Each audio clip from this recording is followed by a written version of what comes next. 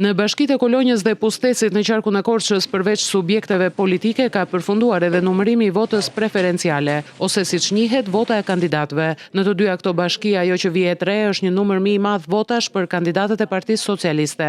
Konkretisht në Bashkinë e Kolonjës, Ilirian Pendavinji i Partisë Socialiste ka marrë 1604 vota, Enslen Vera Zake e Partisë Socialiste 497 vota, Vinjola Rota e Partisë Socialiste 389 vota dhe Besa Spaho e Partisë Socialiste ka marrë 328 vota, ndërsa nga kandidatët e Partisë Demokratike në Kolonjë, Enton Çaçani kryeson me 399 vota, i ndjekur nga Kristiano Koçibelli me 396 vota. Ndërkohë në Bashkinë e Pustecit, sa i takon votës preferenciale, Vasil Steriovski, i cili kandidon në siglën e Partisë Socialiste, ka marrë 381 vota. Më pas vjen Ilirian Pendavinji i Partisë Socialiste me 238 vota, Vinjola Rota e Partisë Socialiste me 105 vota dhe Enslen Vera Zake e Partisë Socialiste me 80 vota. Nga koalicioni Partia Demokratike Aleanca për Shqipërinë Madhështore në Bashkinë e Pustecit është Andrea Mano që kryeson me 98 vota, i ndjekur nga Gentian Çala me 74 vota. Të gjitha këto vota të kandidatëve do i bashkohen votave të tjera preferenciale në qarkun e Korçës.